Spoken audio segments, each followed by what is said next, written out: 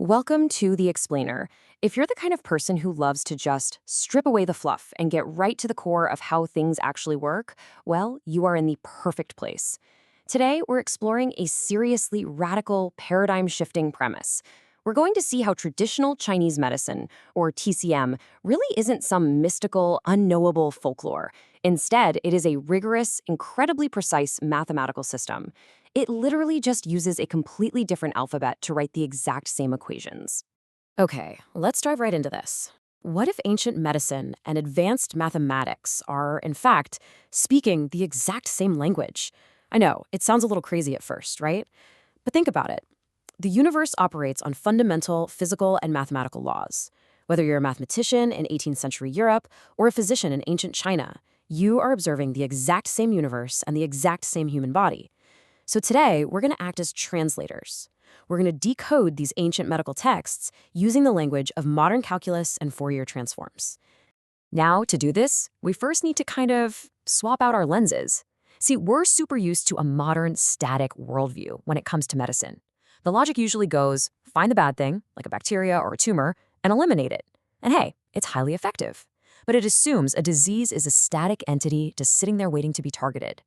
TCM, on the other hand, operates on a completely dynamic worldview. Everything in the body is fluid. It's this active system of flowing energy, circulating blood, and shifting temperatures. Disease isn't a thing. It's an error in the trajectory of a system that is constantly in motion. So here's our roadmap for decoding this dynamic system today. First, we'll look at the black box in modeling.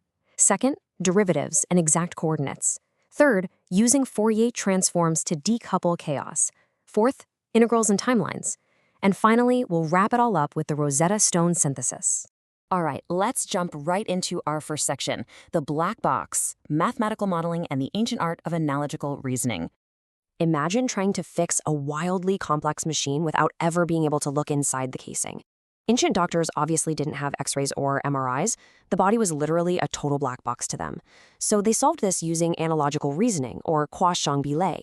Now what's really interesting about this is that it's the exact ancient equivalent of mathematical modeling. They'd link known external observables to unknown internal systems. For example, if they observed a patient with a red face, a high fever, and a rapid pulse, they mapped that to the physical properties of a fire, hot, rising, restless. They weren't saying there was a literal campfire burning inside the body, they were just mapping a known dynamic to an unknown internal state. Which brings us to section 2, derivatives and the exact coordinate. So if the body is a constantly moving system, how do you actually measure it? Well, this is the exact same problem Isaac Newton faced with planetary motion. You can't just ask a planet to stop moving so you can measure it, right? Newton's solution was the derivative, basically a single frame or snapshot showing exactly where a variable is and how fast it's changing at one hyperspecific moment in time. When a TCM doctor takes your pulse and looks at your tongue, they're doing exactly this. They are taking a mathematical derivative of your body's moving illness to find your exact coordinates in that single moment. Notice how the 8 principles, or the Ba Gong, perfectly map out a 3D mathematical coordinate system. Yin and yang, they determine your overall direction on the master axis. Exterior and interior map your z-axis, showing how deep the illness is. Cold and heat plot your temperature vector. And finally, deficiency or excess plot your momentum and amplitude. Just by checking these dimensions, the doctor is literally plotting your precise location on a 3-dimensional grid. And this brilliantly illustrates why this approach matters so much.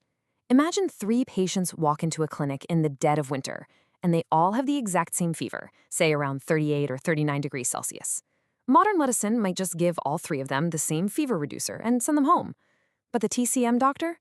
They find 3 entirely different mathematical coordinates. Patient A just caught a chill. Their illness is right on the surface. Patient B has had a cold for days that's moved deep inside and actually turned into internal heat. And patient C is elderly with a weak constitution. Their fever is actually a sign of an empty system struggling to just keep running. So 3 identical fevers, but 3 totally different coordinates, which absolutely requires 3 completely different treatments. Moving right along to section 3, Fourier transforms and decoupling chaos. Now, what happens when the math gets a little messy?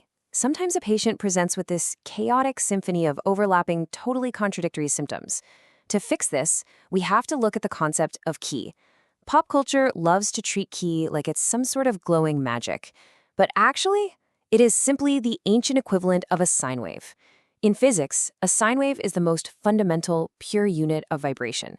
Literally everything in the universe, light, sound, energy, is built on simple sine waves.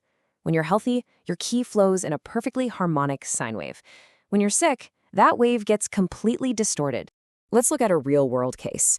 Imagine a 38-year-old female patient comes in with a frankly miserable symphony of symptoms: severe insomnia, extreme irritability, a bitter taste in her mouth, rib pain, irregular periods, and just general fatigue.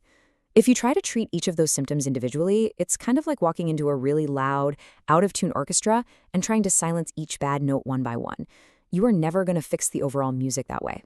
In mathematics, when you're dealing with a chaotic, noisy wave, you use a Fourier transform to break it down, to decouple it into its core, simple sine waves. And TCM doctors, they do this exact same thing through something called Zhang-Fu organ differentiation. They decouple the chaos.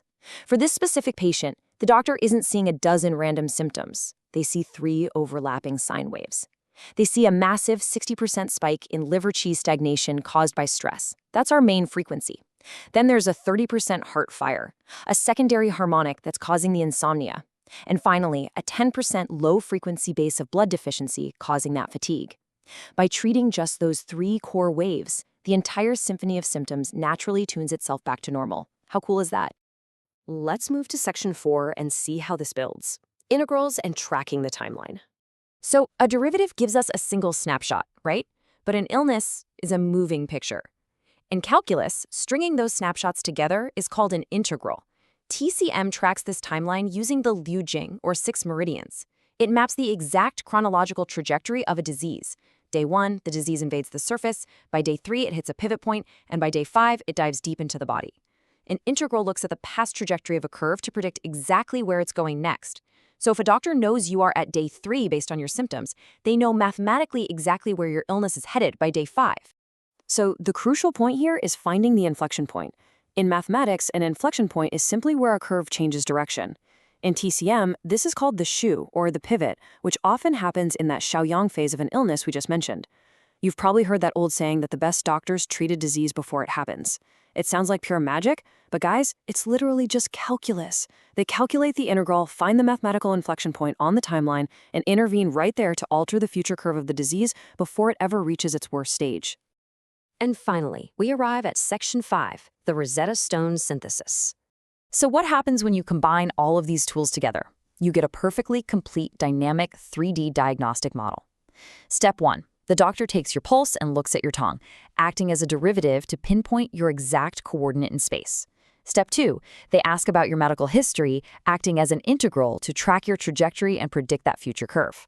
Step 3. They group your chaotic symptoms together, acting as a Fourier transform to decouple all that noise into treatable baseline frequencies. A master practitioner does all of this calculus in their head, instantly, without needing a single modern instrument. It's honestly mind-blowing. Galileo Galilei famously said, "Mathematics is the language with which God has written the universe." What we've seen today is that Isaac Newton and ancient Chinese physicians were simply reading the exact same book, just using 2 totally different alphabets. By translating these ancient systems into the language of modern mathematics, we don't destroy their magic. We actually reveal their undeniable brilliance. And it leaves you wondering, what other ancient systems of knowledge are just sitting out there, waiting for us to find the right mathematical Rosetta Stone to translate them?